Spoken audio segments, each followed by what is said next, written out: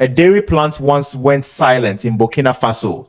The machine stopped, production disappeared, and another piece of the country's industrial capacity was left unused. Today, those machines are running again. But the real story is not simply that an old factory has reopened. The bigger question is, what happens when an African nation decides that more of what its people consume should also be produced, processed, and turned into economic value at home? That question matters because Burkina Faso faces a remarkable contradiction. According to government figures released when the state-owned dairy company Faso Kosam began operations, only about 2% of the country's domestic milk production was being collected and processed. At the same time, Burkina Faso was spending roughly 12 billion CFA francs each year on imported dairy products, equivalent to roughly 21 million US dollars depending on the exchange rate. Think about that for a moment. The country has cattle. It has livestock farmers producing milk. It has consumers buying dairy products every day. Yet much of the economic chain connecting those farmers to those consumers has remained weak. Now, Burkina Faso is attempting to rebuild that missing chain. At the center of our story is Fada N'Gourma, where a dairy processing facility that had closed has been renovated and brought back into production as part of Faso Kosam. But we are going far beyond the factory gates. We will follow the milk from the farmer to the collection point, from transportation to processing, cold storage, and finally the consumer. We will also examine the 5-year ambition behind this strategy, the role of Captain Ibrahim Traore, the serious obstacles that could still derail it, and what international criticism gets right and wrong about Burkina Faso's broader push for economic sovereignty. If you believe Africa's future should be measured not only by what it owns, but by what it can produce and transform, subscribe and stay with us. Because one reopened dairy plant raises a much bigger question. Is Burkina Faso simply producing milk, or is it beginning to rebuild the economic system around it? To understand why Fada N'Gourma matters, we have to go back more than 2 decades. The dairy facility was not created from nothing. Its earlier life began with N'Gourma, inaugurated in April 2003. For years, the facility represented an existing piece of Burkina Faso's dairy processing capacity. But in June 2024, after facing serious difficulties, operations stopped. A facility designed to transform local milk was no longer doing the job it had been built to perform. That changed after the site was renovated and brought back into operation under Faso Kosam. Today, the facility contains far more than a few processing machines. It includes production areas, facilities for making butter and cheese, a laboratory for quality control, cold storage, administrative offices, and a shop where dairy products can be sold directly to consumers. Its announced processing capacity is about 793 US gallons of milk per day. With 2 production shifts, officials have said the facility could potentially process approximately 1,585 gallons per day. That distinction matters. Maximum capacity is not the same as actual daily production. A factory capable of processing that amount of milk still needs enough fresh milk arriving every day to keep its equipment working. And that is why the reopening of Fada N'Gourma represents something more interesting than a ribbon-cutting ceremony. Burkina Faso has recovered an industrial asset that has stopped producing. Instead of allowing the facility to remain idle, the government has placed it inside a broader effort to process more locally produced milk. But restoring the building may prove to be the easiest part. Machines can be repaired, production rooms can be renovated, refrigeration systems can be installed. What cannot be manufactured inside the factory is the steady supply of fresh milk needed to keep those machines running. That milk must come from livestock farmers scattered across the surrounding regions. So the real test of this revival begins outside the factory walls. It begins with cattle, feed, water, farmers, collection centers, transportation, and the difficult journey of getting fresh milk from rural communities into an industrial processing line before it spoils. And this brings us to one of the biggest contradictions in Burkina Faso's dairy economy. When Faso Kosam began operations, Government figures indicated that only about 2% of the country's domestic milk production was being collected and processed. At the same time, Burkina Faso was spending close to 12 billion CFA francs a year on imported dairy products, roughly 21 million US dollars depending on the exchange rate. Another Burkinabe source later cited an even higher import figure. Because the published numbers are not completely consistent, we should not pretend that one estimate tells the entire story. What matters is the underlying problem. Burkina Faso has domestic milk production, yet much of that milk has historically remained outside an organized industrial processing system while consumers continue buying imported dairy products. So perhaps the deeper problem is not simply a shortage of milk, it is a shortage of connections. Imagine a livestock farmer producing fresh milk in a rural community. That milk must reach a collection point quickly. It must be handled safely, kept at an appropriate temperature, transported to a processing facility, tested for quality, transformed into products consumers want, stored under refrigeration, distributed to shops, and sold before its value is lost. If several links in that chain are missing, owning cattle does not automatically create a competitive dairy industry. This is why collection centers matter so much. Burkina Faso has been working on a system designed to connect local milk producers with Faso Kosam processing facilities. These centers can help combine relatively small quantities of milk from individual farmers into a supply large enough for industrial processing. That changes how we should look at Fada N'Gourma. The factory is not the entire solution. It is one link in a much longer chain. The real transformation will occur only if Burkina Faso can connect the farmer, the collection network, transportation, refrigeration, processing, distribution, and the consumer into a system that works every day.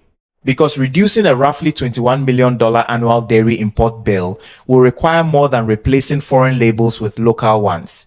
It will require building the infrastructure that allows locally produced milk to reach the market reliably, safely, and at a price families can afford. That larger system is where Faso Kosam enters the story. Faso Kosam was established in late 2024 as a state-owned company with announced capital of 100 million CFA francs, roughly 180,000 US dollars depending on the exchange rate. Its purpose goes beyond operating one dairy plant. The company was created to process, preserve, and market locally produced milk while helping develop a broader domestic dairy network. That distinction is important. If Burkina Faso concentrated all of its processing capacity in one location, farmers hundreds of miles away could still struggle to reach it.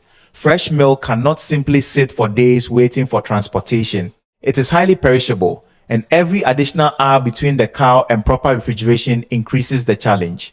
So the emerging strategy involves processing facilities in different parts of the country. The initial facility at Sissin in Ouagadougou was followed by the larger operation at Fada N'Gourma. Other locations have also appeared in the government's expansion plans, including Bobo Dioulasso, Koubri, and Dori. The idea is not merely to place factories on a map. It is to bring processing capacity closer to milk-producing regions and gradually connect those facilities with farmers, collection centers, transportation, refrigeration, and local markets. In other words, Burkina Faso is attempting to build an ecosystem. And that is a much more difficult undertaking than opening a factory. A processing plant without farmers is an empty building. Farmers without reliable buyers can struggle to turn fresh milk into dependable income. Collection centers without transportation cannot supply factories. And factories without cold storage and distribution cannot reliably reach consumers. Every link depends on the others. This is why the Faso Kosam experiment deserves attention beyond the size of any single facility. The real test is whether these separate pieces can begin functioning as one system. If they can, Burkina Faso could capture more of the economic activity that currently leaves the country through imported dairy products. But before that can happen, the factories need something no government announcement can manufacture overnight. They need a dependable flow of fresh milk. And when we followed that milk back toward the countryside, we discovered that some of the hardest problems in Burkina Faso's dairy strategy begin long before a truck ever reaches the factory gate. The hardest battle in Burkina Faso's dairy strategy may not be fought inside a factory at all. It begins miles away, where livestock farmers must produce enough fresh milk to keep those processing lines running. The challenges are practical. Cattle need reliable water and feed. Milk production can change with the seasons. Farmers may live far from collection centers.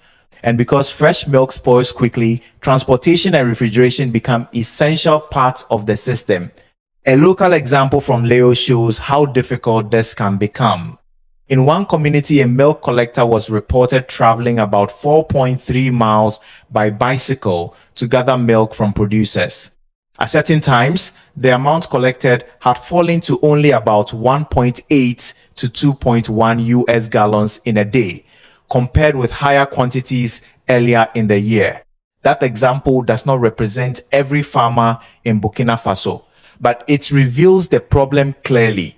Imagine building a factory capable of processing hundreds or even thousands of gallons every day, while some of the people supplying it are still moving small containers of fresh milk across rural roads by bicycle. This is why Burkina Faso has been developing milk collection centers. These centers can bring together production from multiple farmers, improve handling, and create a more organized route between rural communities and Faso Kosam facilities. But collection alone will not solve everything. Farmers need better access to animal feed, water, veterinary support, and methods that can improve milk yields. Some farms are already experimenting with better feeding systems and more productive cattle. The challenge is whether those improvements can spread widely enough to create a dependable supply throughout the year. This is where the real measure of the dairy strategy begins. A government can renovate a building. It can purchase equipment and reopen a production line. Those are visible achievements. Building a reliable agricultural supply network is slower and less dramatic. If the cattle do not have enough feed, milk production falls. If collection is unreliable, milk never reaches the factory. If transportation takes too long, the product can be lost. So the future of Fada N'Gourma will ultimately depend on something happening far beyond its machines, whether Burkina Faso can strengthen the farmers and rural networks that feed the factory every single day. Once fresh milk reaches the factory, another part of Burkina Faso's strategy begins. The goal is no longer simply to sell what comes from the cow. It is to create more economic value from that milk before it reaches the consumer. Faso Kosam plans to produce goods such as pasteurized milk, yogurt, cheese, and butter. Each additional step requires people, equipment, quality control, refrigeration, transportation, packaging, and distribution. That means the economic importance of milk can extend far beyond the livestock farmer who first produces it. A local example helps illustrate how this chain can work. At one collection center started in Leo, farmers were reportedly paid about 450 CFA francs for 1 liter of milk. The center then sold that milk to Faso Kosam for about 550 CFA francs per liter, while transportation accounted for roughly 50 CFA francs per liter.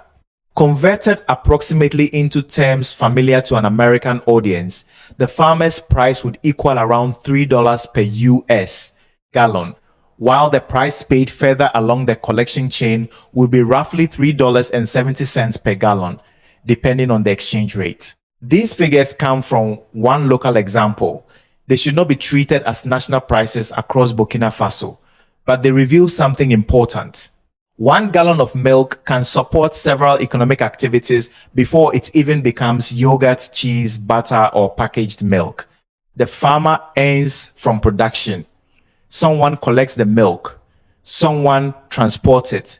Workers process it. Others test its quality, maintain refrigeration, package the final products, distribute them, and eventually sell them.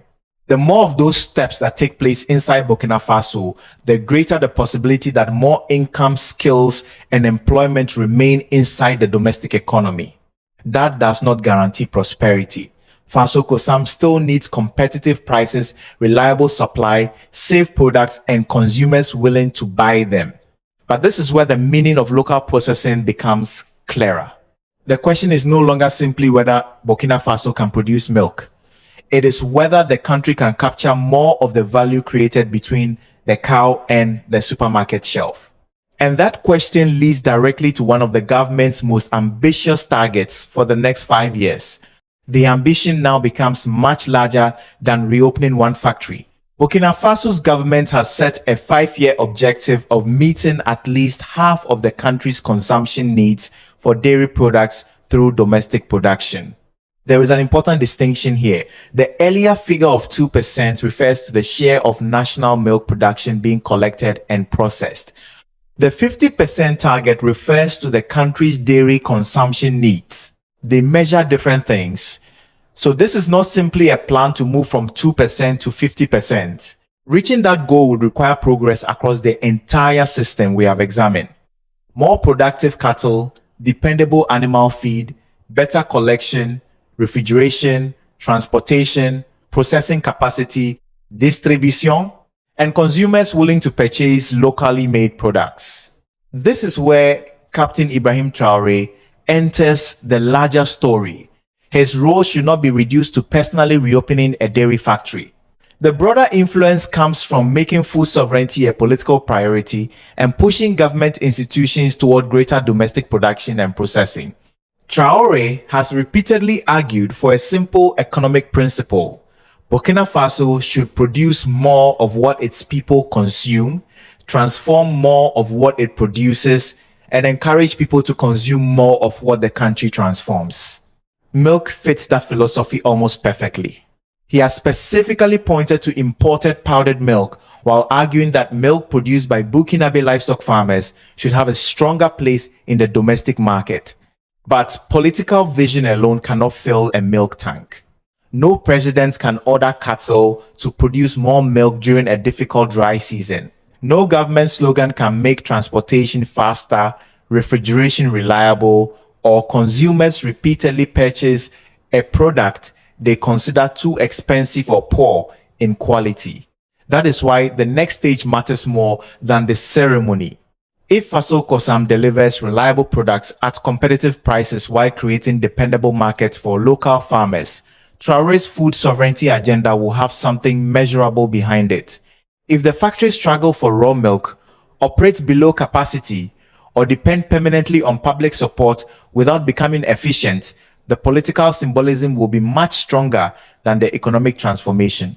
The 5-year target therefore gives Burkina Faso something important, a standard against which this experiment can eventually be judged by results rather than promises.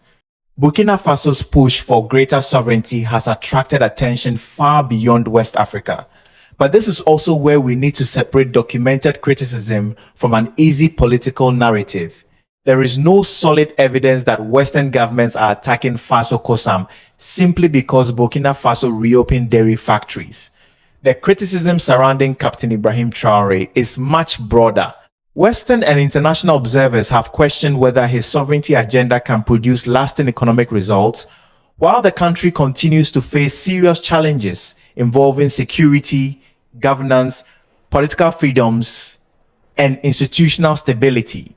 There are economic questions as well.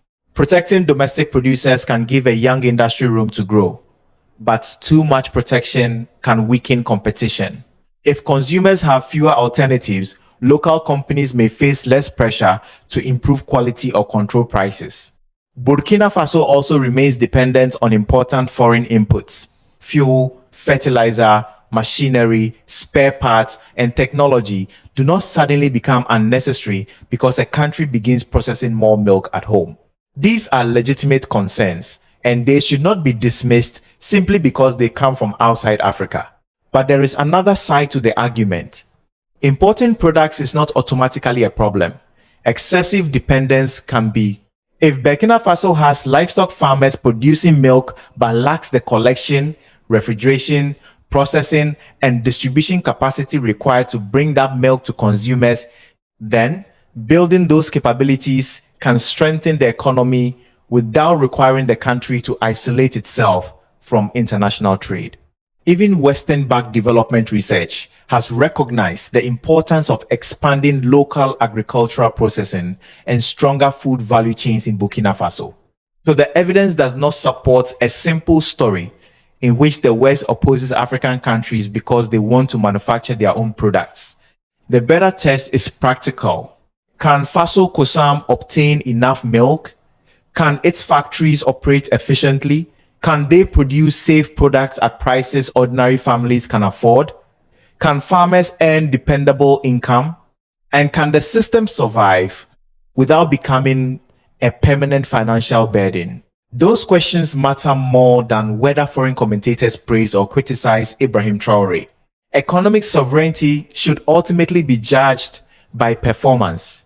And if Burkina Faso can prove that local production, international trade, and African economic interests can coexist, the lesson may extend far beyond one dairy company.